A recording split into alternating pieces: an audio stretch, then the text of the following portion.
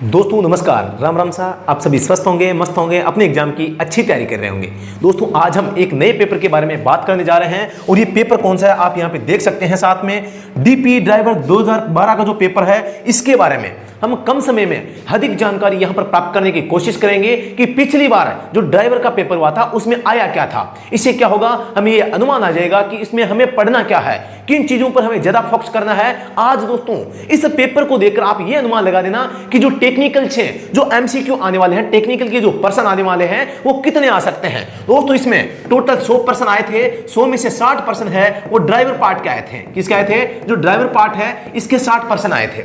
इन 60 में से मात्र दोस्तों 15 पर्सन है वो आपके टेक्निकल के आए थे, टेक्निकल के आए थे। और दोस्तों अब की बार आपको पता है 2022 में आपके मात्र 50 ही पर्सन आने वाले हैं। तो इस हिसाब से देखें तो इन 15 से में से ही कम है वो देखने को आपको पर्सन मिल सकते हैं। कहां से?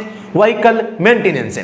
तो यही बात मैं आपको यहां पर बताना चाह रहा था। तो दोस्तों अगर आप ऑनलाइन तैयारी करना चाहते हैं, आप अगर हमसे जुड़कर तैयारी करना चाहते हैं तो स्टडी एट होम ऐप है, इसको डाउनलोड आप कर सकते हैं। इस वीडियो को लाइक कर दें, शेयर कर दें, अपने स्टूडेंट्स के पास में, जो भी आपके साथी हैं उनके पास में जरूर भेज दें। साथियों किसी भी प्रकार की सहायता के लिए आप इन नंबरों पर संपर्क कर सकते हैं। नंबर आपकी स्क्रीन पे दिखाई दे रहे हैं। कोई भी कुछ भी पूछना हो, कोई भी डाउट हो तो आप क्लियर कर सकते हैं। शुरू करते हैं आज का सेशन। हम यहाँ पर ज्यादा टाइम नहीं लेंगे, टाइम की काफी शॉर्टेज अभी चल रही है, एग्जाम आ चुका है। कम समय में अधिक जानकारी हम प्राप्त करेंगे। 4 स्ट्रोक इंजन की तुलना में 2 स्ट्रोक इंजन सामान्य तौर पर होते हैं, भार में कम होते हैं, प्रदूषण ज्यादा उत्पन्न करते हैं, अधिक शक्तिशाली होते हैं। दोस्तों आपको बता दूं, एक होता है 4 स्ट्रोक, एक होता है 2 स्ट्रोक। दोस्तों जो 4 स्ट्रोक इंजन हो चाहे 2 स्ट्रोक हो, किसी भी इंजन को पावर जनरेट करने के लिए 4 काम करने होते हैं। सक्शन करना, उसको कंप्रेस करना, पावर और निकास। ये जो 4 काम करते हैं तभी एक पावर स्ट्रोक पैदा होता है। क्या होता है? एक पावर मिलती है। एक पावर मिलती है कितने कार्यों में? 4 कार्यों में। अब जो ये 4 स्ट्रोक इंजन होता है, इन 4 काम कार्य कितने होंगे? कार्य दोनों के लिख देता हूं मैं, इसके भी 4 कार्य, इसके भी 4 कार्य। अभी करेंगे कितने में? ये 4 बार में करेगा और ये 2 बार में करेगा। ये इन 4 कार्यों को कितने में करेगा? 4 बार में करेगा। ये 4 कार्यों को 2 बार में करेगा, यानी ये 2-2 के जोड़ेशन कर देगा। पहला स्ट्रोक होगा उसमें सक्शन और कंप्रेशन दोनों काम कर देगा। दूसरे स्ट्रोक में आपके जो पावर और एग्जॉस्ट ये दोनों काम है एक साथ कर देगा। इसलिए यहां पर कहा जाता है कि इसके 2 चक्कर होंगे तो एक पावर आएगी, पावर एक आएगी 2 चक्कर में। इसका 1 चक्कर होगा तो 1 पावर आ जाएगी। तो यहां पर ये इसलिए कहा जाता है कि जहां पर यानी कि ये क्या होते हैं? अधिक शक्तिशाली होते हैं। यानी कि पिस्टन है, ऊपर गया नीचे आया, इतने में 1 पावर स्ट्रोक यहां पे हो जाता है। अधिक शक्तिशाली होते हैं, सही है। प्रदूषण ज्यादा उत्पन्न करते हैं। यहां पर फ्यूल कंजप्शन ज्यादा होते हैं। हम ये सीधा सा ये तो नहीं कह सकते कि ये प्रदूषण ज्यादा करते हैं, लेकिन इनडायरेक्ट रूप से हम देखें जो इंजन क्या करता है, मतलब कि एक साथ सक्शन करता है, एक साथ कंप्रेशन करता है, और दूसरे स्ट्रोक में मतलब कि पावर और जो निकास का काम एक साथ करता है। तो वहां क्या होता है? कुछ आधा जला हुआ जो ईंधन है वो दोस्तों डायरेक्ट वातावरण में चला जाता है। तो यहां पर इसलिए कहते हैं कि जो 2 स्ट्रोक इंजन होते हैं थोड़ा सा प्रदूषण ज्यादा करते हैं, भार में कम होते हैं। वैसे देखो भार में कम नहीं होते, हेलीकॉप्टर में भी इसका प्रयोग किया जाता है क्योंकि इसमें ज्यादा शक्तिशाली इंजन की आवश्यकता होती है। लेकिन आपको यहां पर ध्यान क्या देना है? ध्यान ये देना है क्योंकि व्हीकल की हम पढ़ रहे हैं ड्राइवर और वाहन के संबंध में मैं बात करता हूं तो यहां पर 2 स्ट्रोक इंजन का प्रयोग है हल्के वाहनों में किया जाता है, छोटे वाहनों में किया जाता है। और क्योंकि उनको पावर ज्यादा चाहिए होती है, उनमें मतलब कि जो आप है छोटे जो इंजन है उनकी जरूरत होती है, इसलिए जो भार में क्या है ये हल्के होते हैं। क्योंकि इसमें जो काम ऊपर गया नीचे आया, फिर जो स्ट्रोक है वो आपका 2 स्ट्रोक में ही पूरा काम है वो कर देता है। इसलिए ये भी सही हो जाएगा, मतलब कि इनमें से सभी है, ऑप्शन सही हो जाएगा, ऑप्शन डी है इसका राइट आंसर हो जाएगा। प्रश्न 2, किस प्रकार के इंजन में वाल्व नहीं होते हैं? दोस्तों एक होता है 4 स्ट्रोक इंजन, एक होते हैं 2 स्ट्रोक इंजन। तो दोस्तों जो 4 स्ट्रोक इंजन होते हैं इसमें वाल्व होते हैं और इसमें दोस्तों पोर्ट होते हैं। पोर्ट भी एक प्रकार का क्या है? साइड से खुलने वाला द्वार है जहां से ईंधन आता है, जलीय गैसें निकलती है। लेकिन जो 2 स्ट्रोक इंजन में होगा वो दोस्तों पोर्ट कहलाएगा और 4 स्ट्रोक में होता है वाल्व कहलाता है। वाल्व का भी नाम पूछ लिए तो आपको यहां पर बताना है पोपेट वाल्व। क्या बताना है? पोपेट वाल्व आपको इसका जवाब देना है। तो किस प्रकार के इंजन में वाल्व प्रयोग नहीं होते? 2 स्ट्रोक इंजन में वाल्व का प्रयोग नहीं किया जाता। साथियों किस प्रकार के इंजन में स्पार्क प्लग का प्रयोग ईंधन जलाने के लिए नहीं किया जाता?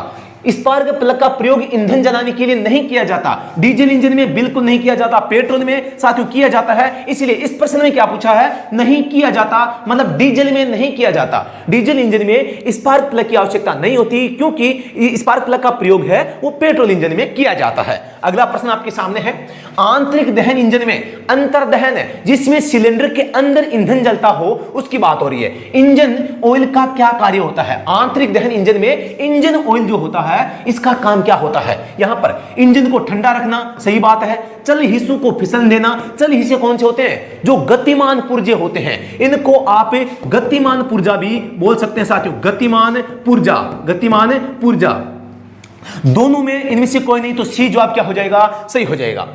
गाड़ियों के टायरों में सदा हवा का सही दबाव रखने को क्यों कहा जाता है? गाड़ी के जो टायर होते हैं, सही हवा का दबाव टायरों के लंबे जीवन के लिए, क्योंकि अगर हवा कम होगी तो वो मतलब कि फ्लैट हो जाएगा और साइड की जो दीवारें हैं ये ज्यादा हवा भर देंगे तो दोस्तों क्या हो जाएगा, वो केंद्र से घिसेगा। याद रखना, हवा कम है किनारे घिसेंगे, ज्यादा है बीच में से घिसेगा। इसलिए टायरों के लंबे जीवन के लिए क्या है, सही हवा का दबाव रखना आवश्यक होता है। सही बात है।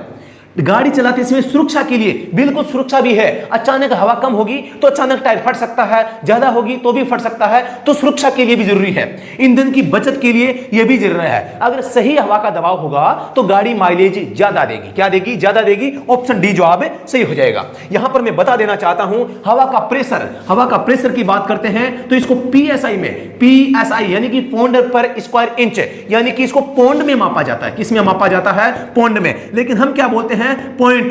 ये एक हमारा मतलब कि स्थानीय शब्द है, लेकिन होता एक्चुअल में पौंड होता है। हल्के वाहनों में बात करते हैं 30 से 35 पीएसआई का मान यहां पर हल्के वाहनों में, लाइट मोटर व्हीकल जो होते हैं इनमें जो है 30 से 35 पीएसआई हवा होनी चाहिए। मीडियम जो व्हीकल होते हैं इसमें 60 से 70 हो जाते हैं एमजीवी, जो एमजीवी हो जाते हैं। और भारी वाहनों में 100 से 110 है, 100 से 110 है वो पीएसआई इसका मान होना चाहिए आपके किसमें? एचएमवी में। तो ये थोड़ा सा आपको ध्यान है यहां पे रखना है। ऑटोमोबाइल इंजन में कार्बोरेटर का प्रयोग क्यों किया जाता है? कार्बोरेटर का प्रयोग पहली बात तो किस में किया जाता है? पेट्रोल इंजन में किया जाता है। पेट्रोल इंजन में इसका प्रयोग किया जाता है। काम क्या होता है? हवा, हवा और दोस्तों यहां पे पेट्रोल, इन दोनों का क्या करना? मिश्रण करना। कि क्या करना? मिश्रण तैयार करना इसका काम होता है। अब कुछ जगह यह प्रश्न आता है कि चोक का प्रयोग क्यों किया जाता है?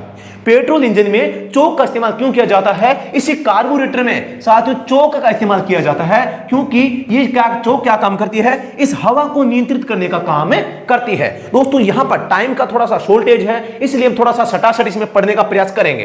हवा को साफ करना, ईंधन को साफ रखने के लिए तो दोस्तों एयर फिल्टर करता है। आप सभी को पता है हवा को साफ करने का काम कौन करता है? दोस्तों आपके एयर फिल्टर करता है। ईंधन को साफ करना, हवा को ईंधन के साथ मिलाना, ऑप्शन सी जवाब क्या हो जाएगा? सही जवाब हो जाएगा। वीडियो अगर पसंद आ रहा तो लाइक करें, कमेंट सेक्शन में बताएं कोई समस्या आपको अगर आपको आ रही है। आधुनिक ऑटोमोबाइल में कार्बोरेटर की जगह क्या प्रयुक्त किया जाता है? दोस्तों हमने नाम सुना है एफआईएस, एफआईएस या एफआई सिस्टम, एफआई सिस्टम, ये दोनों एक ही खेत की मूली है। इस एफआईएस को ही एफआई सिस्टम के नाम से जाना जाता है। इसको हिंदी में बात करता हूं तो फ्यूल इंजेक्शन सिस्टम के नाम से दोस्तों जाना जाता है। और यही इस प्रश्न में पूछा है कि वर्तमान में जो आपके क्या है कार्बोरेटर है, इनके स्थान पर क्या काम आता है? ईंधन इंजेक्शन सिस्टम है। यहां पर इस फ्यूल को ही दोस्तों ईंधन बोला जाता है, आप सभी को पता होगा। अब ये करता क्या है? कार्बोरेटर क्या है? एक मैकेनिकल युक्ति है और एफआईएस क्या है? एक इलेक्ट्रॉनिक युक्ति है। इलेक्ट्रॉनिक युक्ति को जैसा हम चाहें वैसे हैंडल कर सकते हैं, कंट्रोल कर सकते हैं, नियंत्रण कर सकते हैं, वे जैसा चाहें वैसा काम करवा सकते हैं। लेकिन कार्बोरेटर क्या करता है?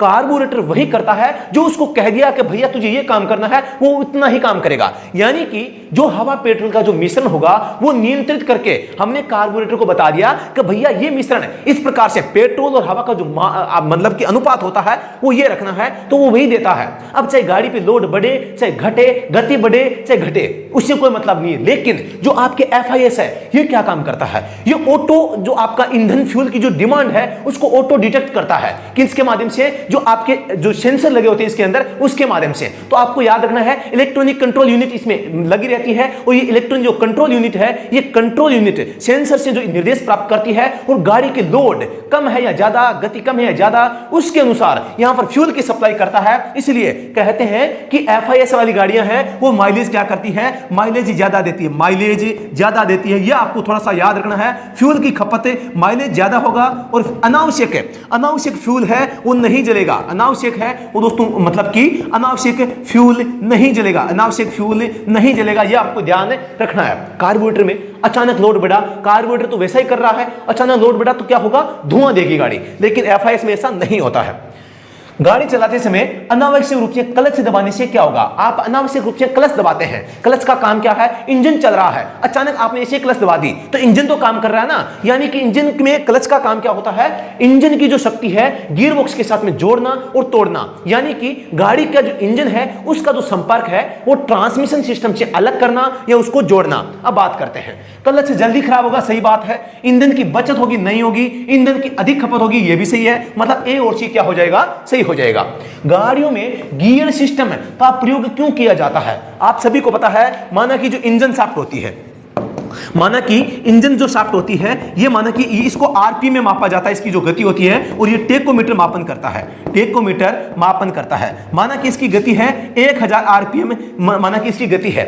अब ये इंजन की पावर तो एक फिक्स है, जैसा हमने कह दिया कि इतनी चीज चलनी है तो 1000 आरपीएम चल रही है। अब हमें यहां पर इंजन तो चल रहा है, लेकिन अब इंजन की इस आरपीएम को घटाने बढ़ाने का काम है, जो व्हील तक पावर जा रही है इसको नियंत्रण करने का काम है, वो गियर सिस्टम के माध्यम से किया जाता है। तो आपको याद रखना है, इसका काम होता है इंजन की शक्ति के पहियों की ओर प्रवाह को नियंत्रित करना, इंजन की शक्ति को पहियों की ओर प्रवाह को नियंत्रित करना, यह गियर बॉक्स का काम होता है। स्पीड कम ज्यादा करना, जो टॉर्क होता है, टॉर्क कम करना है या ज्यादा करना है, टॉर्क को और स्पीड को दोनों को नियंत्रित करने का काम है दोस्तों आपकी गियर बॉक्स करता है। ईंधन की कम खपत के लिए आवश्यक होता है, ईंधन अगर कम खपत रखना है उसके लिए क्या करते हैं, यानी कि जो डीजल या पेट्रोल है वो कम जले, इसके लिए हम क्या कर सकते हैं, गाड़ी बहुत कम गति में चलाना, बहुत कम गति में चलाएंगे तो पक्का ज्यादा जलेगा। गाड़ी सामान्य गति से चलाना ये अच्छा ऑप्शन है, गाड़ी बहुत अधिक गति में चलाना ये थोड़ा सा अलग है। गति का ईंधन बचत पर कोई प्रभाव नहीं पड़ता, बिल्कुल पड़ता है भाई साहब, ये भी गलत हो जाएगा। तो यहां पर ऑप्शन नंबर बी, गाड़ी सामान्य गति से आपको चलानी है साथियों यहां पर, ठीक है। अगला प्रश्न, यहां पे एक उल्टा त्रिभुज बना हुआ है साथियों, और इस उल्टा त्रिभुज को क्या संकेत कहते हैं, आपको सभी को पता है, ये एक आदेशात्मक संकेत होता है। हालांकि जो त्रिभुज में होते हैं वो आपके चेतावनी होते हैं, लेकिन ये जो गिव वे का संकेत है, गिव वे का जो संकेत है ये दोस्तों एक अपवाद है, और इसको हिंदी में कहते हैं रास्ता दे, और ये चौराहों के नजदीक वहां पर जो चौराहे होते हैं वहां पर दिया जाता है। और इसका मतलब क्या होता है, माना कि कोई चौराया है, माना कि ये बीच की लाइन है, यहां पर ये संकेत लगा होता है उल्टा त्रिभुज, ठीक है, रोड के किनारे। इसका मतलब है आप यहां से जा रहे हैं तो आपको क्या करना है, आपकी जो राइट में, आपकी जो यहां मार्ग जो वाहन है इनको आपको रास्ता देना है। आपकी जो दाईं साइड में जो व्हीकल है, चाहे कहीं हो, आपकी जो दाईं साइड में व्हीकल है इनको आपको रोड पर पर्याप्त रास्ता देना होता है। इसका मतलब होता है, पूछ लेते हैं गिव वे का संकेत का प्रयोग कहां पर होता है, चौरायों पर, या जो भीड़ भाड़ वाले स्थान होते हैं वहां पर, या जो टर्न लेती है रोड,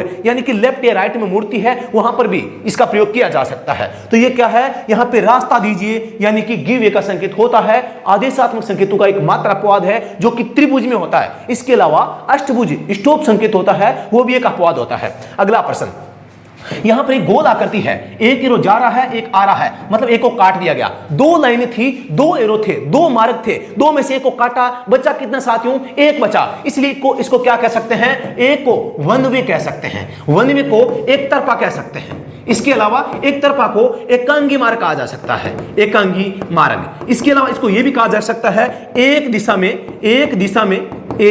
दिशा में यान प्रतिबंध, ये भी कहा जा सकता है, ये भी कई बार एग्जाम में पूछा जा चुका है। तो इस साइन का ये चारों मतलब होते हैं, आपको डरना नहीं है, रुकना नहीं है, थकना नहीं है। आप एक संकेत देखते हैं जिसमें एक एरो होता है, मतलब क्या है, इसको भी काट दिया होता है, एक था, एक रास्ता था, इसको भी काट दिया, मतलब जाना नहीं है, मतलब नो एंट्री होता है। इन दोनों संकेतों में आपको क्या करना है, थोड़ा सा अंतर आपको समझना है। अगला प्रश्न, यहां पर P बनाया गया है, नीचे एरो है। दोस्तों फालतू का टाइम 1 मिनट भी नहीं लेंगे, और कुछ भी यहां पे हमें अलग जो बातें हैं, जो मेरा प्रचार होता है वो अंत में कर लेंगे, पहले प्रश्न करें हम, ठीक है। तो यहां पर पार्किंग वाला साइन है, एरो इधर जा रहा है, मतलब पार्किंग क्या है, राइट साइड में, पार्किंग निषेध, टेलीफोन बूथ, पार्किंग इधर है, ऑप्शन सी क्या हो जाएगा, सही हो जाएगा। अगर ये एरो ऐसे होता और P होता तो इसका मतलब क्या होता साथियों, पार्किंग बोथ साइड, दोनों ओर पार्किंग है, या इसको ये भी कह सकते हैं, यानी right side parking, right side है, राइट साइड पार्किंग भी इसको कहा जा सकता है, आपको ये भी ध्यान में रखना है। अगला प्रश्न, एक गोल आकृति है और इसमें ये इस प्रकार से संकेत होता है। आप सभी को पता है भारत में क्या व्यवस्था है, भारत में व्यवस्था है बाएं हाथ की ओर चलाना, बाएं हाथ की ओर गाड़ी चलाना, ठीक है, और गाड़ी चलाना, ये नियम हमारे होता है। गाड़ी चलाने का नियम है, आप सभी इसको जानते होंगे, चलाने का नियम है, यानी लेफ्ट हैंड में आपको गाड़ी को चलाना है। यानी कि ये साइन होता है कीप लेफ्ट, यानी कि रोड किसी पर आप चल रहे हैं तो आपको हमेशा अपने वाहन को क्या करना है, कीप लेफ्ट, यानी कि बाईं साइड में रखना है। मतलब क्या हुआ, माना कि कोई सड़क है, इस सड़क में आप यहां जा रहे हैं, एक यहां से आ रही है, तो आपको हमेशा इस सड़क के क्या करना है, इस लेफ्ट साइड में अपने वाहन को क्या करना है, पास में रखना है। तो ऑप्शन नंबर क्या हो जाएगा, बाएं मुड़ना आवश्यक, बाएं रहना आवश्यक, बाएं रहना आवश्यक, ध्यान से कीप लेफ्ट, इसका ऑप्शन नंबर बी हो जाएगा राइट आंसर।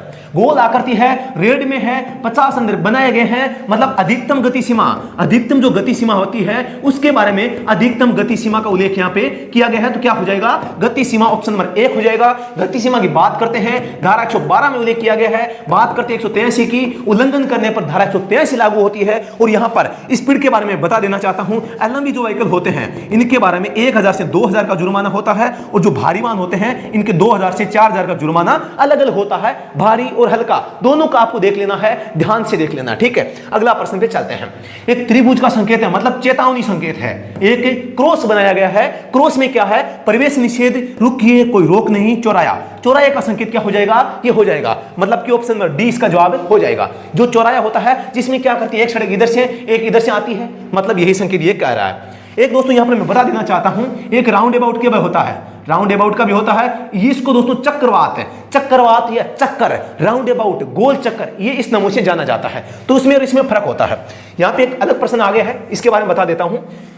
एक क्या है आपके इस प्रकार से, एक ऐसा होता है, एक ऐसे होता है, माना कि ये दोनों ही त्रिभुज में होते हैं साथियों, दोनों ही क्या होते हैं, त्रिभुज में होते हैं। अब इनमें फर्क क्या है दोस्तों, वैसे तो ये आप स्पीड, इसको अगर स्पीड ब्रेकर कह सकते हैं जब तक इसमें, जब तक क्या नहीं है, हम्प रोड नहीं है, hump road, HUMP, hump road, ये एक्चुअली में क्या होता है, हम्प रोड होता है जिसमें एक माथा होता है। माथा कितना है, यानी सिर कितने हैं, एक है, एक का मतलब स्पीड ब्रेकर होता है, और एक से ज्यादा है मतलब उबड़ खाबड़ का या रंबल स्ट्रिप, रंबल स्ट्रिप भी कहा जा सकता है, RUMBLE, रंबल स्ट्रिप है। तो आपको थोड़ा सा ध्यान रखना है, माथे अगर 2 से 3 से क्या है ज्यादा है तो दोस्तों क्या हो जाएंगे, रंबल स्ट्रिप है।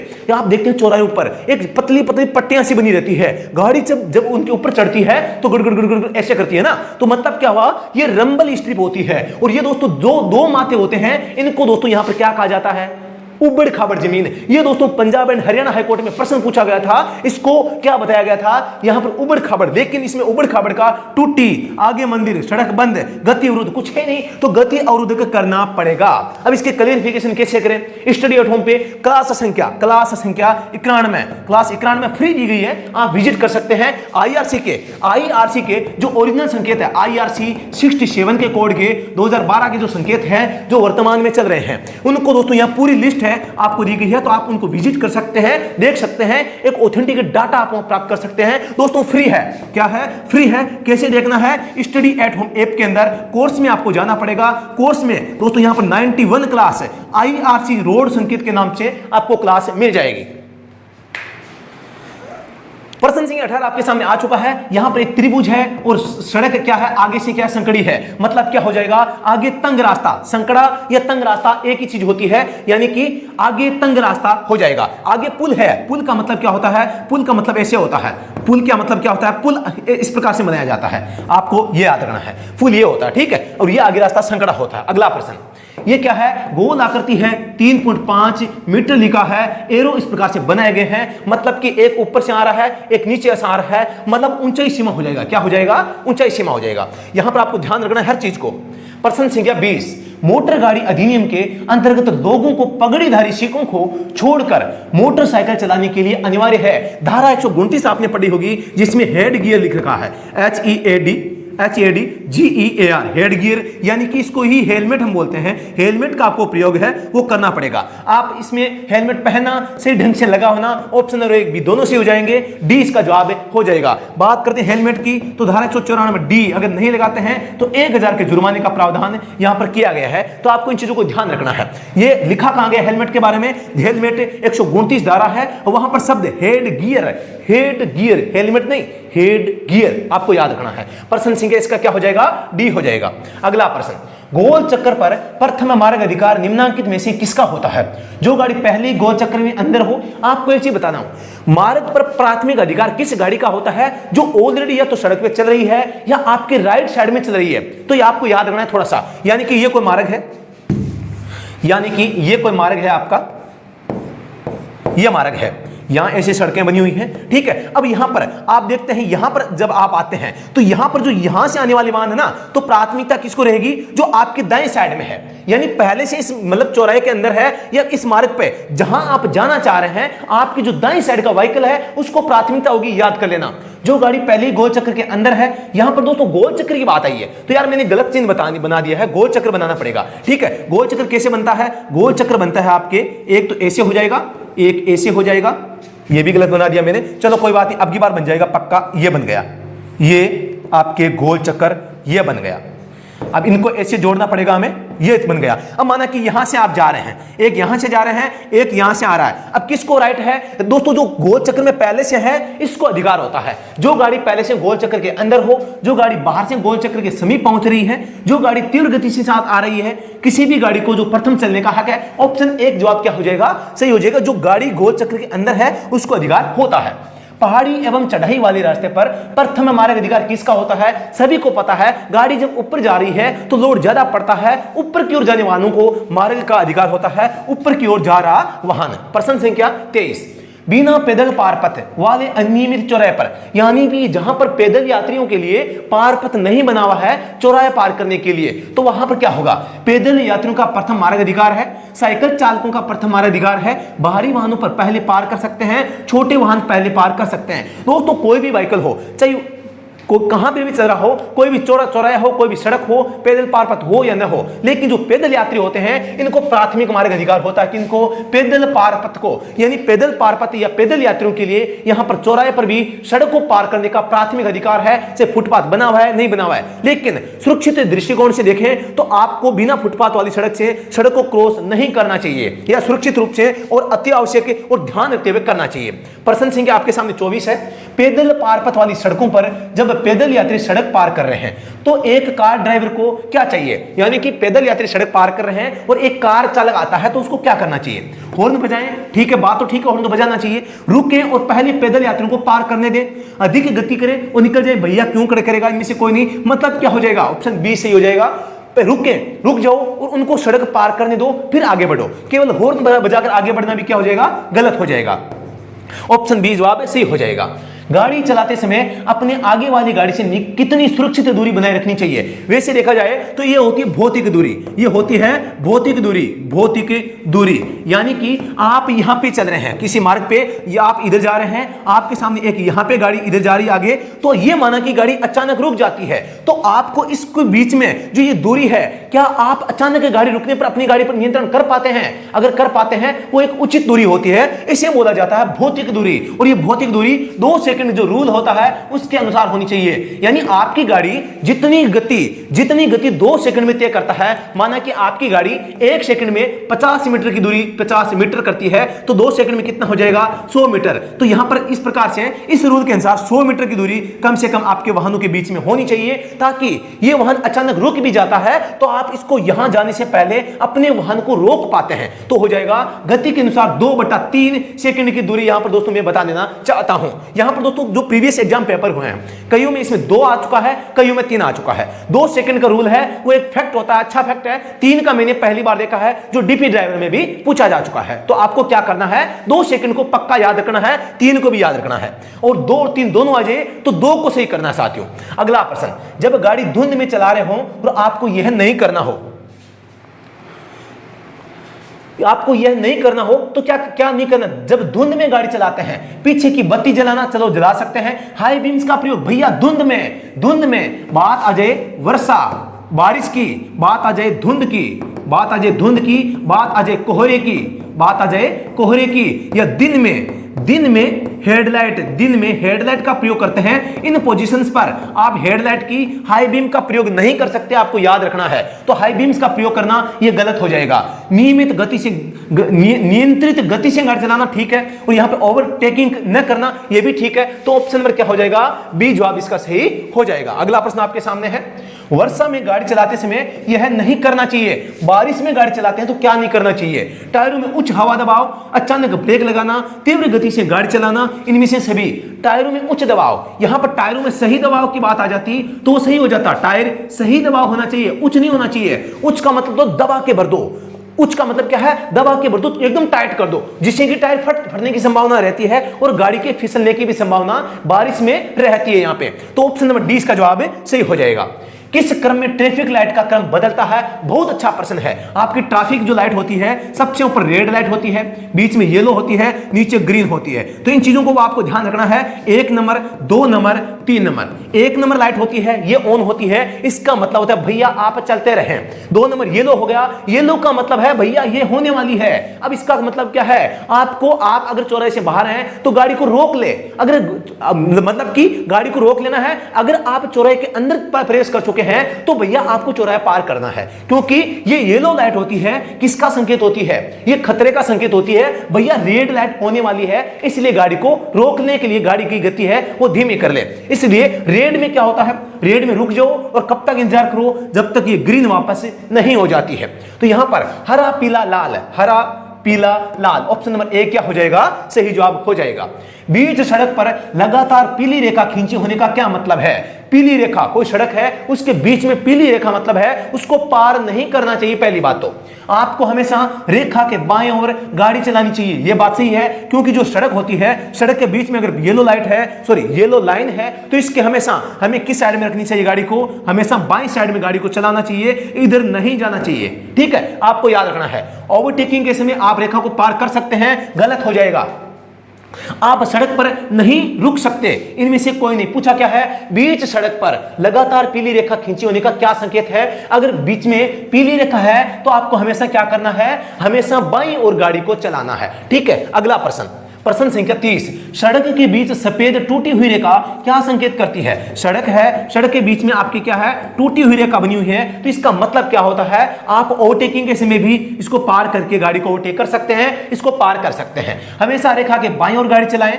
यदि सुरक्षित हो तो रेखा को ओवरटेकिंग के लिए पार कर सकते हैं, आप सड़क पर रुक सकते हैं, इनमें से कोई नहीं। ऑप्शन बी हो जाएगा। यदि सुरक्षित हो तो रेखा को ओवरटेकिंग के लिए आप पार कर सकते हैं। साथियों, प्रश्न संख्या 31 आपके सामने आ चुका है।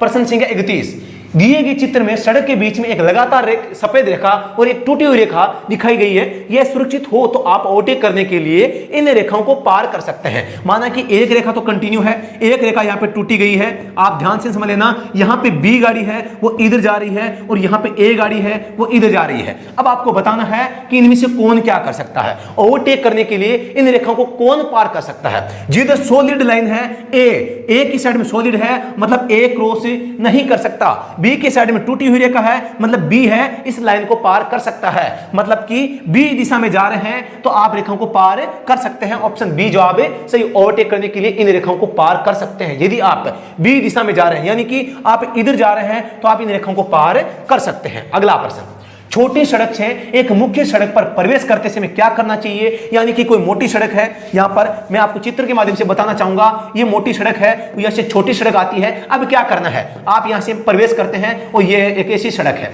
आपको प्रथम मार्ग अधिकार है। भैया कैसे है? यहां से कोई व्हीकल है, ऑलरेडी जा रहे होंगे, आपको याद रखना है। आप संकेतक के साथ प्रवेश कर सकते हैं। आप छोटी सड़क से मुख्य सड़क प्रवेश नहीं कर सकते, यह भी गलत हो जाएगा।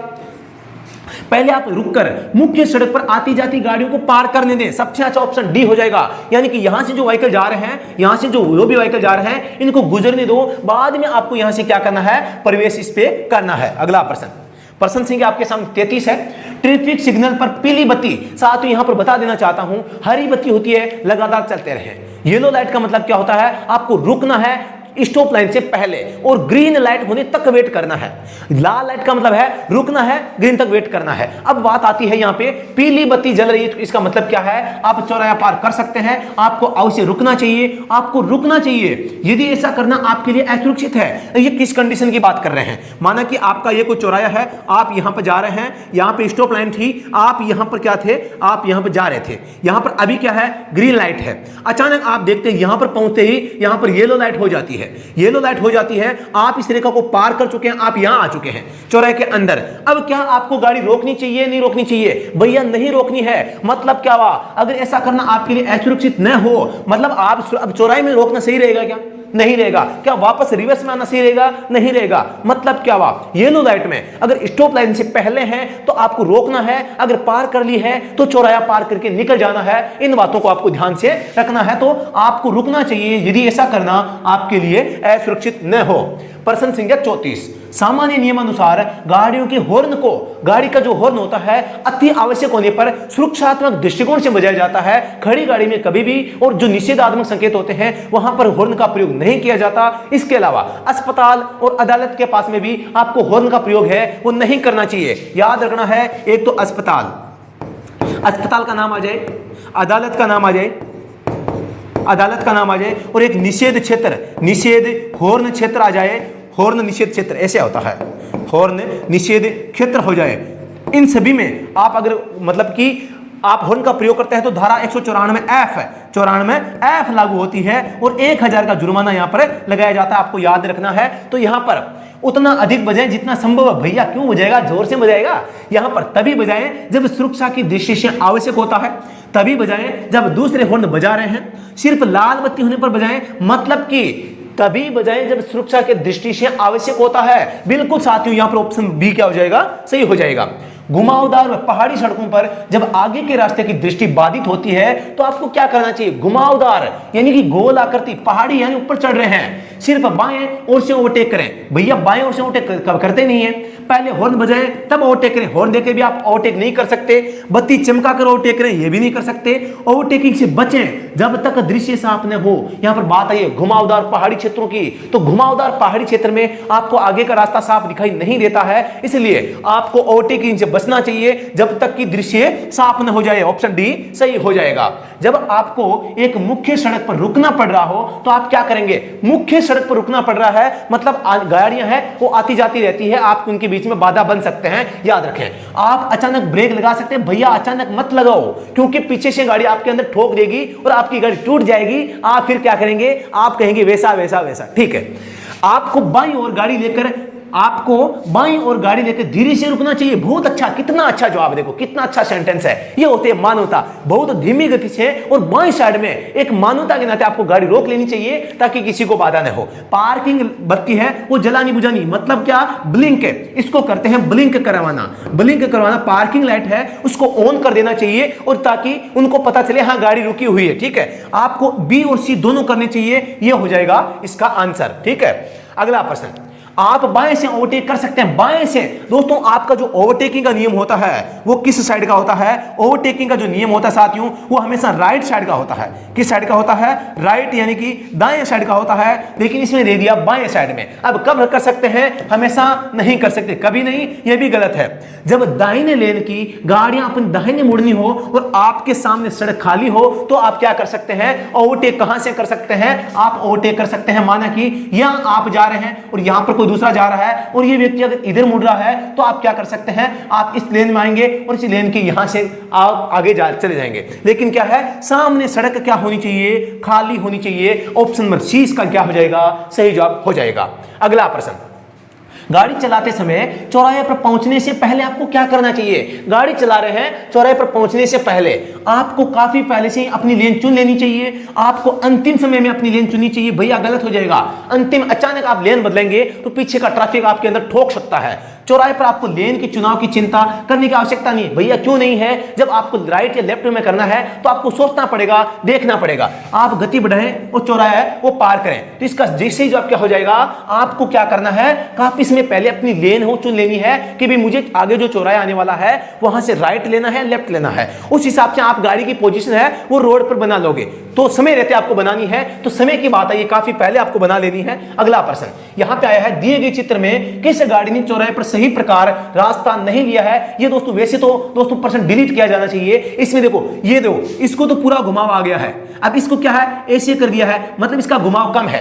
तो आप इसमें क्या देखते हैं, यानी कि ये थोड़ा सा चित्र जो हाथ से बनाया है कंफ्यूज करने वाला है। फिर भी इसके बारे में थोड़ा सा मैं आपको यहां पर बताना चाहूंगा। वो क्या बताऊंगा, अभी आप पूरी की पूरी बात है वो समझ आएंगे। ये आपका कोई चौराहा है, ये आपकी सड़कें हैं, और ये आपका, मैं यहां पर थोड़ा सा बताना चाहता हूं हम क्या कहते हैं। माना कि यहां से कोई गाड़ी आ रही है, यहां से कोई गाड़ी आ रही है, इसको यहां जाना है, यहां जाना है, तो कैसे आएगी? वो आएगी यहां पे आके वहां फिर टर्न लेगी। समझ गए आप? माना कि यहां से कोई ले रहा है, यहां से टर्न लेगा तो वहां आके फिर ऐसे टर्न लेगा, ठीक है। यहां से कोई अगर कोई, मतलब क्या हुआ, जब तक आप जिधर मुड़ रहे हैं, आप माना कि इस लेन में जा रहे हैं तो आपको पहले यहां तक आना पड़ेगा, फिर टर्न लेना है। यहां पर आए, माना कि यहां से आपको यहां जाना है, तो आप क्या करेंगे, जिस लेन में जाना है उस सीध में आएंगे, फिर टर्न लेंगे।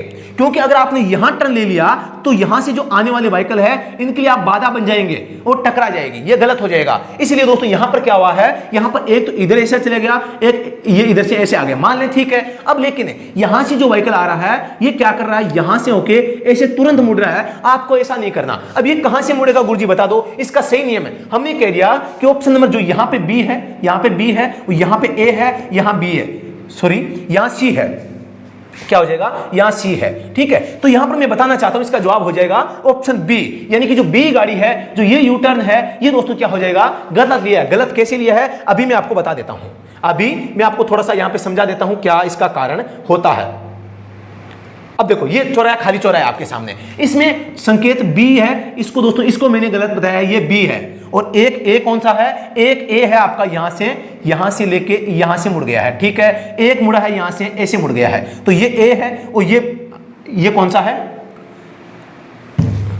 ये ए है। अच्छा, ये ए हो गया, ये सी हो गया। तो ये ए और सी मान सकते हैं लगभग सही है, लेकिन जो बी है इसने गलत लिया। गलत कैसे लिया है, फिर इसका सही क्या होगा दोस्तों, ये सबसे पहले क्या करेगा, ये सबसे पहले आगे बढ़ रहा है, आगे बढ़ रहा है, किधर जाना है, ये कहां से, या तो देखो यहां से एक तो ये यहां मुड़ सकता है, और एक ये सीधा जा सकता है, एक ये क्या कर सकता है, यहां से आके यहां से टर्न यहां ले सकता है। इसके पास तीन ही विकल्प है, एक पहला विकल्प यहां मुड़ना, दूसरा सीधा जाना, तीसरा आपके इसमें मतलब इधर मुड़ना। तीन रास्ते हैं। अगर ये फिर से जाना चाहता है तो फिर इसको क्या करना है, यहां से आके इस लेन की सीध में आके फिर यहां से आगे बढ़ना पड़ेगा, ये इसमें आपको आगे बढ़ना पड़ेगा। ये इसका यू टर्न है। अगर लेना भी पड़े तो आपको एक उचित लेन में आगे बढ़ते हुए लेना पड़ेगा।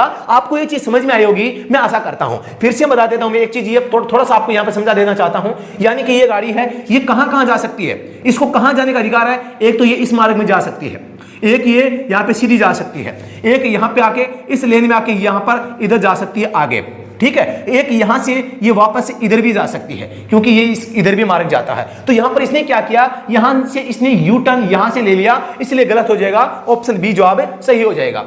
चित्र में किस गाड़ी ने दायां मोड़ सही प्रकार से लिया, दायां मोड़। यहां पर दोस्तों क्या है, एक गाड़ी तो क्या है, एक तो गाड़ी सीधी यहां से आ गई और एक गाड़ी यहां से ऐसे आई है। तो यहां पर जो बी गाड़ी है इसने सही टर्न लिया है और ए गाड़ी है इसने गलत लिया है। तो क्या है, दायां मोड़ सही प्रकार से किसने लिया है, ऑप्शन बी ने सही जवाब यहां पे हो जाएगा। कार ड्राइवर को बाईं ओर मुड़ते समय कौन सा संकेत देना चाहिए। कार ड्राइवर है, लेफ्ट हैंड है, इस साइड में मुड़ेगा। एक होता है राइट हैंड, एक होता है लेफ्ट हैंड। लेकिन जब आप बाएं मुड़ो चाहे दाएं मुड़ो, हाथ का प्रयोग हमेशा कौन से का होता है, राइट हैंड का प्रयोग यहां पे होता है। तो इन चीजों का आपको थोड़ा सा ध्यान है वो साथियों रखना पड़ेगा।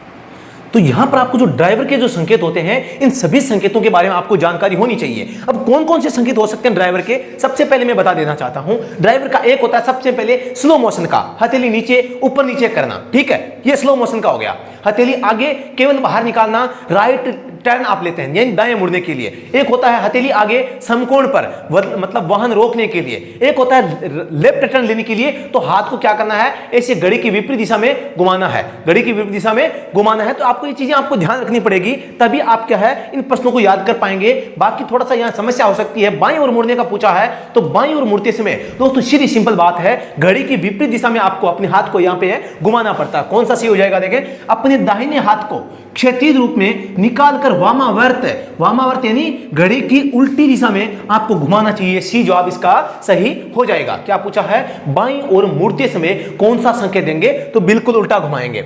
सार्वजनिक जगहों पर परिवहन गाड़ियां ट्रांसपोर्ट व्हीकल को चलाने के लिए न्यूनतम आयु, बात आती है यहां पर दोस्तों धारा 3 है, धारा 4 है। तो यहां पर लिखा गया है अगर आप एमसी मोटरसाइकिल चलाते हैं 50 सीसी से क्या हो जाएगी कम, तो यहां पर 16 साल का व्यक्ति चला सकता है। आप अगर मोटर कार चलाते हैं, यहां पर नाम आया है मोटर कार का, इसके लिए 18 साल, सार्वजनिक स्थानों पर मोटर कार चलाने के लिए 18 साल उम्र होनी चाहिए। ट्रांसपोर्ट व्हीकल अगर आप चलाते हैं ट्रांसपोर्ट के लिए, यहां पर 20 साल उम्र होनी चाहिए। 20 साल प्लस में 20 साल अगर आप एचएमवी लाइसेंस बनवाते हैं तो दोस्तों एचएमवी का पहली बात तो नाम क्या कर दिया गया है, ट्रांस कर दिया गया है। दूसरी बात, इसको चलाने के लिए उम्र 20 चाहिए, प्लस में एलएमवी व्हीकल का आपको 1 वर्ष का क्या चाहिए, अनुभव चाहिए। लेकिन दोस्तों यहां पर बता देना चाहता हूं धारा 12 की उपधारा 5 जो दोस्तों 2019 में जोड़ी गई है, इसमें यह भी लिखा है कि अगर ये नहीं है तो आप किसी ड्राइविंग स्कूल से हैं, क्या ड्राइविंग स्कूल से, ड्राइविंग स्कूल नया नियम है साथियों, ये ड्राइविंग स्कूल से क्या कर सकते हैं, प्रमाण पत्र ले सकते हैं। किसमें, फॉर्म संख्या यहां पर 5 हो जाएगा और 6 माह है, 6 माह का आपके पास में अगर प्रमाण पत्र है किसी गाड़ी को सीखने का, तो आप उस गाड़ी को सीखने का प्रमाण पत्र प्रस्तुत कर देते हैं तो डायरेक्ट आप लाइसेंस के लिए अप्लाई कर सकते हैं। यहां पर आपको एलएमवी 1 साल दिखाने की आवश्यकता नहीं है। मतलब क्या हुआ भैया, अब आपको एलएमवी की आवश्यकता नहीं है अगर आप किसी ड्राइविंग स्कूल में 6 माह का प्रमाण पत्र दिखा देते हैं गाड़ी को सीखने का। तो यहां पर आप दोस्तों क्या कर सकते हैं, आप एचएमवी अप्लाई कर सकते हैं। यहां पर हो जाएगा परिवहन गाड़ियां, बात आई सार्वजनिक परिवहन, तो 20 वर्ष जवाब सही हो जाएगा। अगले प्रश्न पे चलते हैं, किन गाड़ियों के पंजीकरण में फिटनेस सर्टिफिकेट की जरूरत होती है। यहां पर फिटनेस सर्टिफिकेट की बात आई है तो दोस्तों यहां पर परिवहन गाड़ियों को फिटनेस सर्टिफिकेट की आवश्यकता होती है। जो निजी गाड़ियां होती है इनका आरसी ही फिटनेस होता है, इनका फिटनेस होता है। आरसी जब तक वैध होती है तब तक इनका फिटनेस भी क्या होता है, वैध होता है। लेकिन जो परिवहन वाहन होते हैं, परिवहन वाहनों को हर समय उसके पास में एक जो आपका है मतलब कि फिटनेस सर्टिफिकेट है उनके पास में होना जरूरी है। इसलिए कहा जाता है कि फिटनेस सर्टिफिकेट किनको आवश्यक है, जो परिवहन गाड़ियां होती है इनको। इसके अलावा साथियों आपको परिवहन जो आपका वाहन होता है, परिवहन वाहन के बारे में जो फिटनेस सर्टिफिकेट होता है, इसके बारे में जो नया नियम है उसके बारे में भी थोड़ी सी जानकारी आपको रखनी चाहिए। बात करते हैं फिटनेस सर्टिफिकेट की। फिटनेस जो सर्टिफिकेट होता है इसको हम एफसी के नाम से भी जानते हैं। धारा 56 में इसका उल्लेख किया गया, किसमें, धारा 56 में। आप अगर इसका उल्लंघन करते हैं तो धारा 190 लगती है, जिसमें प्रथम बार में 1500 रुपए का जुर्माना यहाँ पे होता है। और दोस्तों यहाँ पर अगर आप मतलब कि बिना आरसी के, यहाँ की फिटनेस नहीं है मतलब आरसी नहीं है, जो आपका परिवहन वाहन होता है इसमें अगर आपके पास में फिटनेस सर्टिफिकेट नहीं है तो आरसी भी क्या हो जाएगी, इनवैलिड हो जाएगी। इस स्थिति में धारा 192 है, इसको भी आपके ऊपर थोपा जा सकता है। जुर्माना कितना है, 5000 का, 2000 से 5000 इसमें जुर्माना भी आपको लगाया जा सकता है। बात करते हैं यहाँ पे फिटनेस की, तो फॉर्म संख्या 38 में इसको जारी किया जाता है। किसमें, 38 नंबर फॉर्म में जारी किया जाता है। एक फिटनेस का जो नया रूल है इसके बारे में बता देता हूं। आपके होता है पीवी यानी प्राइवेट व्हीकल 15 वर्ष के लिए जारी किया जाता है, उसके बाद में 5 साल के लिए जारी किया जाता है। इसके अलावा मैं बता देता हूं यहां पे सीवी कॉमर्शियल व्हीकल होता है नए व्हीकल के लिए। न्यू व्हीकल जो होता है, न्यू व्हीकल के लिए बात करते हैं तो 2 साल के लिए दिया जाता है, फिर से 2 साल, फिर से 2 साल, फिर से 2 साल, यानी कि 8 वर्ष पुराना होगा तब तक दोस्तों कितने वर्ष के लिए, 8 वर्ष तक 2 वर्ष के लिए जारी किया जा सकता है वर्ष के लिए फिटनेस से। दोस्तों कॉमर्शियल व्हीकल के लिए भी दिया जा सकता है। नया नियम है, आपको अपडेट करना है। पहले जो हमें 2+1+1+1 पढ़ते हैं उसको अब आप अपडेट कर लीजिए, आप 2+2+2+2 यानी कि जो कॉमर्शियल व्हीकल होते हैं, परिवहन वाहन होते हैं, उनको आप 8 साल पुराना होने तक आप कितने समय के लिए, आप हर 2 साल के लिए फिटनेस बनवा सकते हैं। 8 साल के बाद में दोस्तों 1 साल आ जाएगा, 8 साल के बाद में एक साल आ जाएगा। जैसे 15 वर्ष पूरे होते हैं, 15 वर्ष बाद है ये और चेंज हो जाएगा, पर फिर 6 माह है, 6 माह है, 6 माह है, 6 माह है, इस प्रकार से क्या हो जाएगा, ये सर्कुलेट हो जाएगा। पहले 2 वर्ष, फिर 1 वर्ष, फिर 6 माह है। आपको थोड़ा सा याद रखना है, इन चीजों को पक्का सीखना पड़ेगा। अगला प्रश्न, भारी मालवाहक हवान का कुल वजन परिभाषा के अनुसार इससे अधिक होता है, किससे अधिक होता है, 12,000 किलोग्राम से होता है। आप सभी को पता है जो एलएमवी व्हीकल होते हैं, एलएमवी व्हीकल का 7,500 केजी है, इससे क्या होता है, कम होता है। एमजीवी होता है, इसका 7,500 से लेके 12 जो किलो होता है, केजी जो होता है, इनसे क्या होता है, बीच में होता है। एक होता है एचएमवी व्हीकल होता है, एचएमवी में यहाँ पर 12,000 केजी से क्या होता है, ज्यादा होता है। तो इन चीजों को आपको थोड़ा सा सीखना है, आपको डरना नहीं है, रुकना नहीं है। एक होता है दोस्तों यहाँ पर एचएमवी व्हीकल जो होते हैं, एचएमवी व्हीकल का जो यहाँ पर 12,000 किलोग्राम वजन है, यहाँ पर ये 12,000 केजी वजन है, वो कौन सा वजन होगा, तो यहाँ पर कहते हैं अनलेडन वेट। यहाँ पर दोस्तों इस शब्द को इतना ध्यान से पढ़ना है, अनलेडन ग्रोस वेट, ग्रोस जो वेट होता है, GROSS, ग्रोस वेट, WEIGST, यानी कि आपको इसको हम कह सकते हैं अभारित, हिंदी में अभारित सकल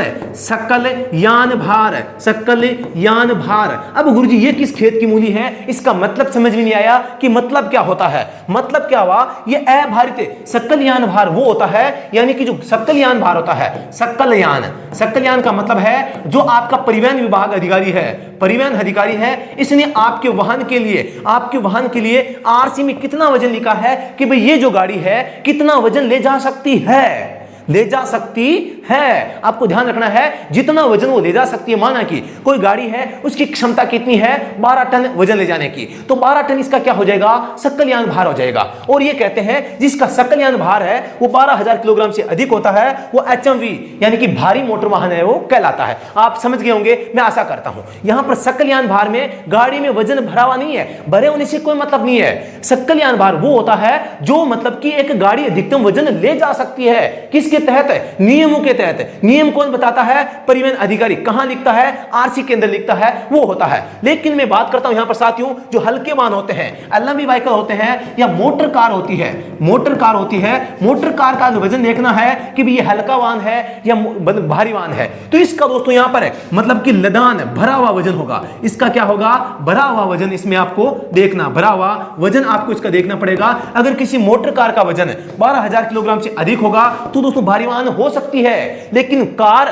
मोटर कार शब्द आ जाए तो दोस्तों भरा हुआ वजन उसका देखना है। और इसके अलावा कोई गाड़ी आ जाए तो उसका सकलयान भार आपको देखना है। तो आप समझ गए होंगे सकलयान भार क्या होता है। लोक परिवहन यानी कि पब्लिक ट्रांसपोर्ट बसों को किस श्रेणी में रखा जाता है, लोक परिवहन, पब्लिक यानी आमजन को ट्रांसपोर्ट करने के लिए, पब्लिक यानी आमजन, ट्रांसपोर्ट यानी एक जगह से दूसरी जगह ले जाने के लिए, उसे कहा जाता है स्टेज कैरिज।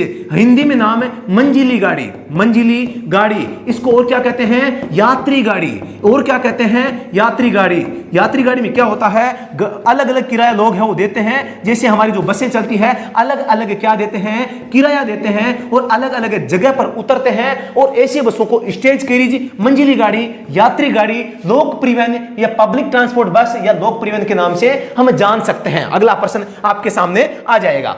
गाड़ी चलाने के लिए खून में अल्कोहल की अधिकतम मान्य मात्रा कितनी होनी चाहिए। यहां पर दोस्तों धारा 185 शराब की बात आई है। शराब कितनी आपके खून में हो सकती है। खून में शराब भैया मत ले लेना अगर गाड़ी चला रहे हैं, तो नहीं तो वो 2,000 वाले 5 नोट, 2,005 नोट देने पड़ सकते हैं। 6 माह के लिए जो जेल के मच्छर है उनका भोजन बनना पड़ सकता है, क्योंकि मच्छर अच्छी तरीके से काटते हैं। तो शराब आपको नहीं पीनी है। यहां पर धारा 185 शराब पीकर गाड़ी चलाना प्रथम बार के लिए 10,000, वो 2,000 वाले 5 नोट और 10,000 6 माह की कैद भी हो सकती है। दूसरी बार में 15,000 का जुर्माना और 2 वर्ष, यहां पर दोस्तों 2 साल के लिए मच्छर काट सकते हैं। तो भैया शराब नहीं पीनी है, 2 वर्ष की जेल हो सकती है। तो इसमें पूछा क्या है, खून में अल्कोहल की मात्रा मतलब रक्त में इसकी जो लिमिट होती है वो 30 mg लिमिट होती है। किसमें, 100 ml ब्लड में, किसमें 100 ml आपका ब्लड होता है है, इसमें 30 mg, mg यानी मिलीग्राम, ml यानी मिलीलीटर, पक्का याद करना है। इस लाइन का उल्लेख किसमें है? धारा 185 में किया गया है। दोस्तों धारा 185 के तहत दो धाराएं और आती है,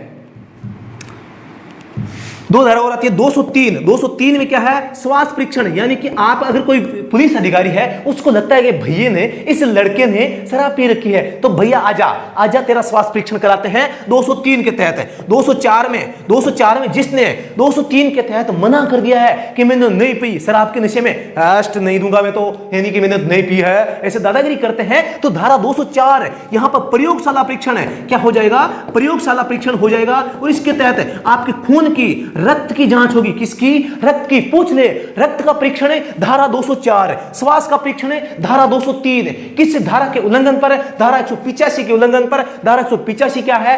शराब पीकर गाड़ी चलाना। जुर्माना कितना है? 10,000। दूसरी बार 15,000। याद कर लेना साथियों, यहां पे ऑप्शन बी जवाब सही हो जाएगा। मोटर गाड़ी अधिनियम 1988 के अंतर्गत किसे अपराध माना जाता है? मोटर गाड़ी अधिनियम, इसको गाड़ी को ही मोटर वाहन बोला जा सकता है। यदि आप एक बिना बीमा वाली गाड़ी को के मालिक हैं, भैया मालिक हो सकते हैं, घर पर खड़ी रख सकते हैं, आप मालिक हैं, आप की गाड़ी घर पर है, तो आप अपराधी नहीं है। सही बात है। पूछा क्या है? अपराध माना जाता है। बिना बीमा की गाड़ी को चलाना, बिल्कुल सही जवाब हो जाएगा। मतलब बी क्या हो जाएगा? आप अपराध है। बिना बीमा की गाड़ी चलाते इसमें दुर्घटना कर देना, ये तो और भी बड़ा अपराध है। मतलब बी और सी दोनों क्या है? आपके अपराध की श्रेणी में गिने जाते हैं। बीमा की बात आई है, बीमा के बारे में, तो बीमा का उल्लेख है धारा 196 में। दोस्तों यहां पर धारा 196 नहीं है, धारा 146 और 147 में किया गया है। और इसमें यह कहा गया है कम से कम थर्ड पार्टी बीमा, तो भैया आप अपनी गाड़ी की थर्ड पार्टी बीमा तो पक्का बनवा लेना, जो कि लगभग नए वाहनों के लिए 1, 2, 3 या 5 साल के लिए जारी किया जा सकता है। इसके पश्चात दूसरी बार में हर 1 वर्ष के लिए इसको जारी किया जाता है। हर साल इसको रिन्यू करवाना पड़ता है, याद करना है। इसके अलावा जो यहां पर आप बिना बीमा की गाड़ी का प्रयोग करते हैं, बिना बीमा वाहन प्रयोग करते हैं, तो धारा कौन सी लगती है? धारा 196 में लगती है। जुर्माना कितना है? 2,000। जेल कितनी है? 3 माह है। दूसरी बार में 4,000 का जुर्माना है और जेल है आपके 3 माह है। जो जेल है वो दूसरी बार भी समान है। आपको इन चीजों का थोड़ा सा याद रखना है। मोटर गाड़ी अधिनियम में 1988 के तहत ड्राइवरों को पुलिस को दिखाने के लिए हमेशा अपने साथ में क्या दस्तावेज रखना आवश्यक होता है? ये कमेंट सेक्शन में तुरंत छापें। तो ऑप्शन नंबर आपके सामने 1 है ड्राइविंग लाइसेंस की छाया प्रति। छाया प्रति का मतलब क्या होता है? फोटोकॉपी। नंबर 2 है ड्राइविंग लाइसेंस की मूल प्रति, यानी कि ओरिजिनल। गाड़ी चलाते समय सभी दस्तावेजों की मूल प्रतियां रखना आवश्यक है। गाड़ी चलाते समय किसी मूल प्रति को अपने पास रखना आवश्यक नहीं है। साथियों ऑप्शन नंबर इसका सी जवाब हो जाएगा। वैसे देखा जाए अगर सी नहीं होता तो बी भी किया जा सकता था, लेकिन सी है तो हमें सी करना है। सी के मैं 3 नहीं 4 टिक कर रहा हूं, ठीक है। अब क्यों है आप बताओ? जब आपके पास में फिटनेस है, आरसी है, परमिट है और आप लाइसेंस है, इन सब के साथ में आप कहीं जाते हैं, आरटीओ रुकवाता है, तो कौन कौन से दस्तावेज देखता है? केवल डीएलसी छोड़ देता है क्या? नहीं। पीयूसीसी मांगता है क्या? मांगता है। फिटनेस मांगता है, टैक्स का मांगता है, आरसी मांगता है। फिर भैया क्यों नहीं रखोगे? रखना पड़ेगा। यहां पर दोस्तों, यहां पर मैं एक चीज बता देना चाहता हूं, अगर आप केवल डीएल रखते हैं, डीएल दिखा देते हैं, डीएल आपके पास में नहीं है तो तुरंत अपराधी घोषित है आपके पास में डीएल नहीं है, गाड़ी चला रहे हैं, आप अपराधी हैं। लेकिन इसके अलावा आरसी, परमिट, फिटनेस, टैक्स, जो पीयूसीसी, ये जो है इनको आप आगामी 7 डेज में, 7 दिनों में क्या करते हैं? दोबारा से दिखा सकते हैं और उनको कह सकते हैं भैया मेरे पास में नहीं है और मैं दिखा दूंगा। तो वो एक साधारण चालान काट देते हैं कि भैया तू है, अगर नहीं है तो आगामी 7 दिवस में परिवहन कार्यालय में अपने सारे दस्तावेज लाके हमें दिखा देना, कोई बात नहीं तू जा। ये ऐसा हो सकता है। तो यहां पर थोड़ा सा ध्यान रखना है, डीएल का होना कंपलसरी है, लेकिन यहां पर सामान्य भाषा में पूछा है कि भी कोई पुलिस अधिकारी पूछता है तो आपके पास में कौन से दस्तावेज होना चाहिए। ये तो एक दूसरी कंडीशन आ गई है। क्या है? ये तो एक दूसरी कंडीशन है कि भी ऐसा भी हो सकता है, लेकिन क्या होता है? आपको रखने चाहिए तो चाहिए। ऑप्शन में सी का जवाब क्या हो जाएगा? सही हो जाएगा। किसे अपराधी माना जाएगा? यदि कोई व्यक्ति बिना वैध ड्राइविंग लाइसेंस के गाड़ी चलाता है। आपको धारा 180 याद रखनी है, धारा 181 याद रखनी है। इसमें तो मालिक की जिम्मेदारी होती है। ये रहा मालिक, ये रहा चालक, दोनों में जुर्माना कितना 5,000 का। होता क्या है दोनों में ये होता है कि बिना ड्राइविंग लाइसेंस के आप गाड़ी चलाते हैं तो यहां पर मालिक भी जिम्मेदार होता है और चालक स्वयं भी जिम्मेदार होता है। 5,000 की फटीडी यहां पर आपके लग सकती है, तो आपको यहां पर ऐसा नहीं करना है। बताना चाहता हूं मैं, तो यहां पर व्यक्ति जो गाड़ी चला रहा है, गाड़ी का मालिक जिसने ऐसे व्यक्ति को अपनी गाड़ी चलाने के लिए दी है, तो ये दोनों अपराधी होते हैं। मतलब क्या हो जाएगा, ए और बी दोनों जवाब सही हो जाएंगे। अगला प्रश्न आपके सामने है, आदेशात्मक सड़क संकेत मुख्यतः होते हैं। आदेशात्मक संकेत गोल आकृति में होते हैं। आदेश गोल आकृति में मतलब आदेश। एक होते हैं त्रिभुज में दोस्तों चेतावनी, ये हो जाएगा चेतावनी। और आपके एक होता है चौकोर आकृति में मतलब सूचना। तो आपको याद रखना है इन तीनों का उल्लेख कहां पे है दोस्तों, तीनों का उल्लेख पहली अनुसूची में। पहली बात तो पहली अनुसूची में इनका उल्लेख किया गया है, पहली अनुसूची में इसका उल्लेख है। दूसरी बात धारा पूछ ले तो धारा 116 में उल्लेख है। इनका पालन करने का नियम 119 में दिया गया है। साथियों अगर आप ऐसा नहीं करते हैं, धारा 177 अपराध बताती है, आप संकेतों का पालन नहीं करते हैं तो अपराध माना जाता है। और 500 का पहली बार में, 1500 का दूसरी बार में जुर्माना भी यहां पर लगाया जा सकता है। याद रखना है इनका प्रकाशन कौन करती है, प्रकाशन IRC करती है, जिसकी स्थापना 1934 में होती है। वर्तमान में IRC की जो है IRC 67 2012 के जो कोड है, इस कोड के जो आपके संकेत है वो वर्तमान में चल रहे हैं।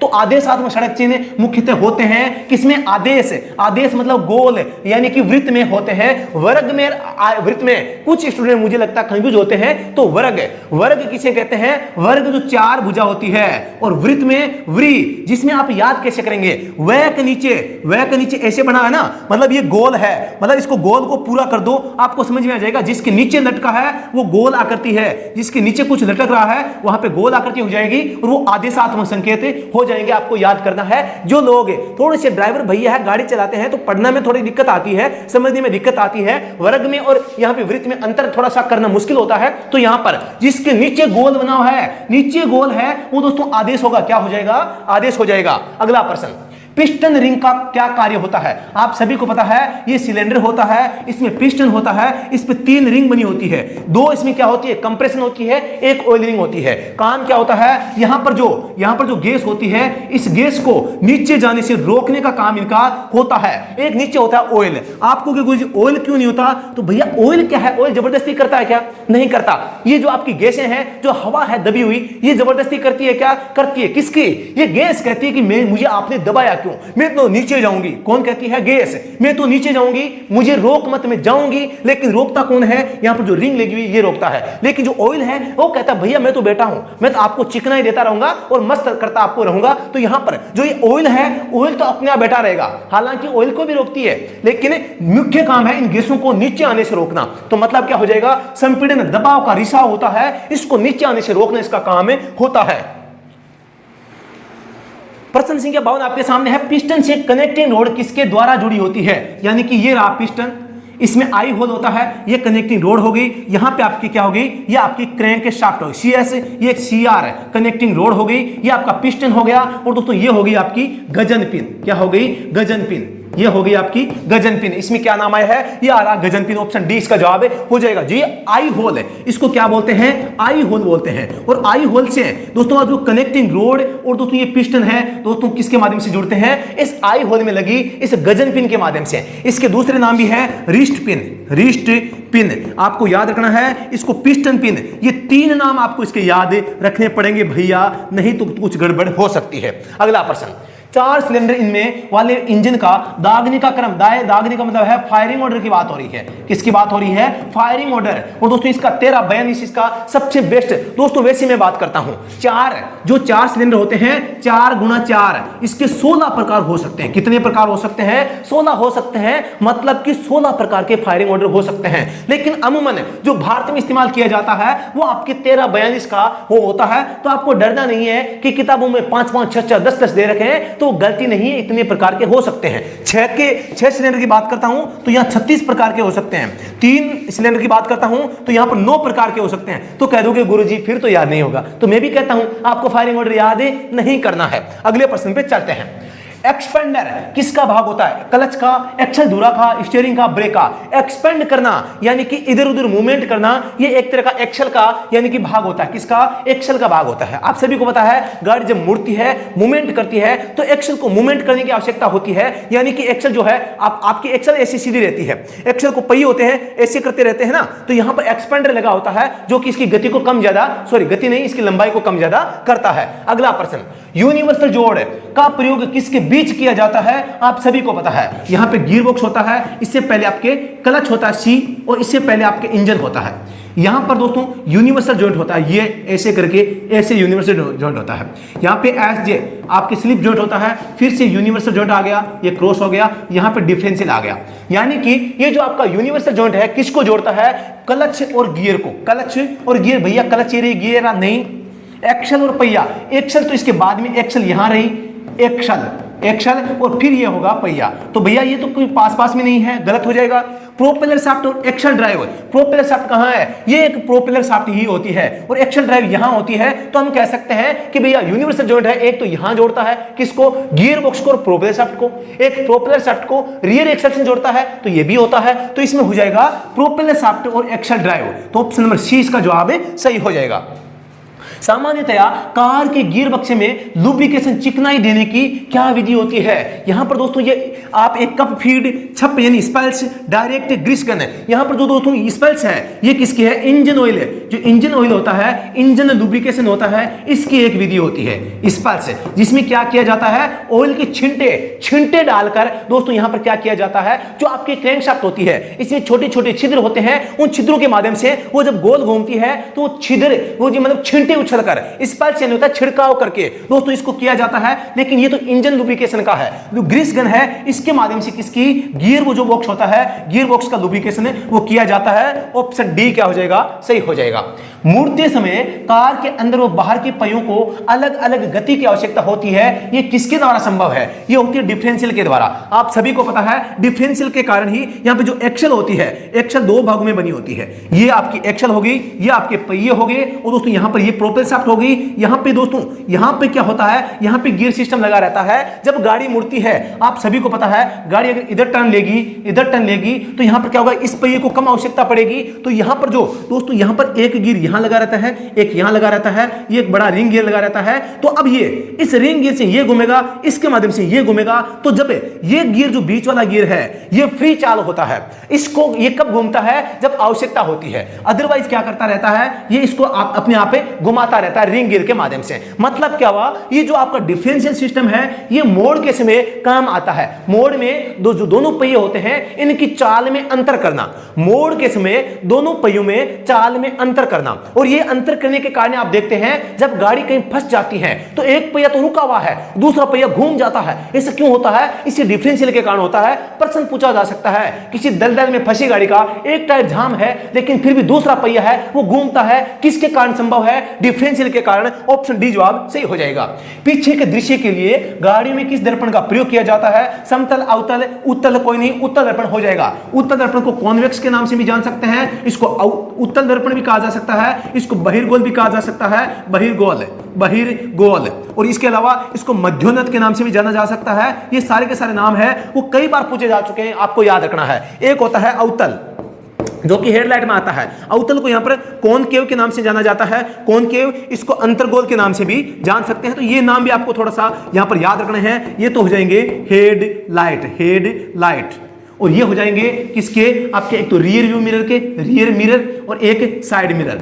ठीक है, आपको ध्यान रखना है साइड मिरर कहां होता है? ये आपकी गाड़ी है, गाड़ी के कैबिन में ये होता है रियर मिरर, गाड़ी के बीच में रियर मिरर काम केवल पीछे का दृश्य देखना। साइड मिरर होते हैं, इनका काम होता है साइडों के दृश्य को देखना। तो कुछ लोग ऐसे होते हैं जिनको ये पता नहीं है साइड गियर कौन से होते हैं, साइड मिरर और रियर व्यू मिरर में अंतर क्या होता है। साइड मिरर की संख्या 2 होती है, गाड़ी के बाहर लगे होते हैं, गाड़ी के साइड की जो पीछे की दिशा है उसको देखते हैं। रियर व्यू मिरर गाड़ी के केबिन में लगा होता है, ठीक है, गाड़ी के पीछे का जो दृश्य है, पीछे के यातायात को देखने के लिए काम में आता है। तो इन चीजों को आपको ध्यान रखना पड़ेगा साथियों। शहरों में रात में गाड़ी चलाते समय सामान्य तौर पर हेडलाइट है वो रखनी चाहिए। बात आ जाती है शहरी सड़क की, बात आ जाती है शहरी सड़क की, बात आ जाती है दिन में आप हेडलाइट का इस्तेमाल करते हैं, दिन हेडलाइट का इस्तेमाल करते हैं, तो दोस्तों इन कंडीशन में या आपको बात आ जाती है बारिश की, बारिश में आप गाड़ी चलाते हैं, बात आ जाती है धुंध की, और यह बात आ जाती है कोहरे की, इनमें अगर आप हेडलाइट का इस्तेमाल करते हैं तो आपको क्या करना पड़ेगा, लो बीम, लो बीम में आपको गाड़ी का प्रयोग करना पड़ेगा। और इस लो बीम को दोस्तों क्या कहते हैं, डिप्ड बीम के नाम से जाना जाता है, हिंदी में इसको डिप्ड, डिप्ड यानी नीचे, इनको किसी भी नाम से, देखो ये शब्द कहीं भी आपके छप सकते हैं, टपक सकते हैं, आपको याद रखना पड़ेगा साथियों। तो इसका हो जाएगा शहरों में रात में गाड़ी चलाते हैं हेडलाइट नीचे की बीम पर आपकी होनी चाहिए। प्रश्न संख्या 60, चौराहे पर अकेली पीली बत्ती के जलने बुझने का, पीली बत्ती और जल बुझ रही है साथियों, यानी कि इसको हम कहते हैं फ्लैशिंग येलो लाइट।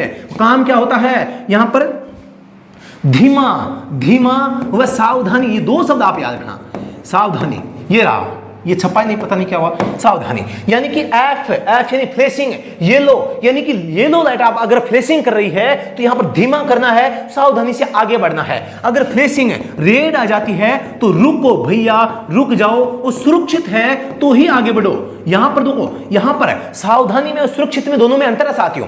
सुरक्षित का मतलब है आपको सुरक्षित है तो ही आगे बढ़ना है, लेकिन येलो में आप सावधानी से आगे लगातार बढ़ सकते हैं, रुकने की आवश्यकता नहीं है। लेकिन इस रेड लाइट वाली में सुरक्षित में अगर सुरक्षित नहीं है तो आपको रुकना पड़ेगा, रुके रहना पड़ेगा। तो यहां हो जाएगा पीली जलती बुझनी, मतलब ब्लिंक कर रही है, मतलब फ्लैश कर रही है। दो शब्द आता है FLASH फ्लैश, एक होता है ब्लिंक BLINK।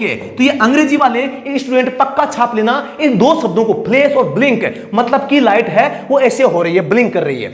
गाड़ी धीमी करें, सावधानी से जाएं, ऑप्शन नंबर 1 क्या हो जाएगा, सही हो जाएगा। धीमा और सावधानी दोनों शब्द आ चुके हैं, ठीक है। समान गति से चलते रहे, हॉर्न बजाएं, इनमें से कोई नहीं। अगला प्रश्न आपके सामने स्क्रीन पे आ चुका है, आएगा तो कहां से, आएगा तो कहां से, क्योंकि इसमें अब है ही नहीं। तो दोस्तों अब मैं आपके अपने बारे में थोड़ा सा बता देता हूं। मेरा नाम है राजू राम बेड़ा, क्या है, मेरा नाम है राजू राम बिरड़ा, मेरा नाम है। मैं आपको सभी को मेरे बारे में थोड़ा सा इंट्रोडक्शन दे देता हूं। मैं राजस्थान से बिलोंग करता हूं, RAJASTHAN, राजस्थान में गवर्नमेंट एम्प्लॉय हूं मैं। और दोस्तों अभी वर्तमान में SINIOR सीनियर असिस्टेंट की पोस्ट पे वर्तमान में काम कर रहा हूं। और पिछले 4 से 5 साल से मैं दोस्तों ड्राइवर फील्ड में काम कर रहा हूं। ड्राइवर का एग्जाम होते हैं, इनके लिए दोस्तों की आप जो साथी हैं इनकी सहायता करता हूं। वर्तमान में दोस्तों हमारा एक ऐप चल रहा है स्टडी एट होम जो ऐप है, इस ऐप के ऊपर हमारा जो दिल्ली पुलिस ड्राइवर है इसका ऑनलाइन कोर्स है, साथ में वर्तमान में चल रहा है। कोर्स को दोस्तों कंप्लीट कोर्स है, कोर्स नहीं है कंप्लीट कॉम्बो कोर्स है, 333 रुपए है। ये अगर आप पे कर देते हैं, इस ऐप के अंदर जो कुछ भी मैटर है सारा पढ़ सकते हैं। अब सारों में क्या आता है, ओल्ड पेपर आ जाते हैं, आपके कोर्स की सारी क्लासें आ जाती है, बुक आ जाती है, टेस्ट आ जाता है। और वर्तमान में अब हम जो क्रैश कोर्स ला रहे हैं वो भी इसमें शामिल है। तो फिर देर की बात की है, आप अगर दिल्ली पुलिस ड्राइवर में अपना सपना पूरा करना चाहते हैं, इसमें जॉब प्राप्त करना चाहते हैं, आपको ड्राइवर बनना है, अपने लक्ष्य को प्राप्त करना है, तो फिर राज सर के साथ में आके आप हमसे जुड़कर इन नंबर पे संपर्क करके तुरंत आप हमारा बैच ज्वाइन कर सकते हैं। बता देता हूं अब तक हमने क्या करवा दिया है। कोर्स की क्लासों की बात करता हूं। कोर्स की क्लासों में हमने अब तक 92 क्लास ले ली है, लगभग आपकी 45 घंटे की क्लासें हैं। आप अभी भी ज्वाइन करके मात्र डबल की स्पीड से भी देखते हैं तो 25 घंटे में आप इन क्लासों को पढ़ सकते हैं। आप इनको फॉरगो करते हैं तो 92 क्लासों की पीडीएफ भी आपको मिलती है, आप इन वीडियो को न देखकर इनकी पीडीएफ पढ़ सकते हैं। और हमारा जो एक्सपीरियंस है, मेरा जो एक्सपीरियंस है 6 साल का, इस एक्सपीरियंस को अपनी तैयारी में आप काम में ले सकते हैं। फिर देर किस बात की है, तुरंत इस नंबर पे संपर्क करें या डायरेक्ट स्टडी एट होम जो ऐप है इसको डाउनलोड करके आप हमसे जुड़कर हमारा जो क्रैश कोर्स है, ऑनलाइन कोर्स है, ई बुक है, टेस्ट सीरीज है, पुरानी बच्चों के पेपर है, सब कुछ है। हमारा एक्सपीरियंस हम क्या कर रहे हैं, 333 के बहाने आपको दे रहे हैं। और दोस्तों फिर देर किस बात की है, अपने सपने के लिए, अपने लक्ष्य के लिए, अपने एग्जाम के लिए, खोपड़ी में छेद करने के लिए आप हमसे जुड़ सकते हैं। जय हिंद, वंदे मातरम। ये वीडियो कैसा लगा आपको जरूर बताना है। और आज की इस पेपर में आपने कितने प्रश्न सीखे के हैं, कितने प्रश्न आपको आ रहे थे ये बताना है। और आपको ये भी बताना है आपको किस प्रश्न पे डाउट है। जिस प्रश्न पे आपको डाउट है वो डाउट कमेंट सेक्शन में आप लिखकर मुझे जरूर अवगत है वो करवाएंगे।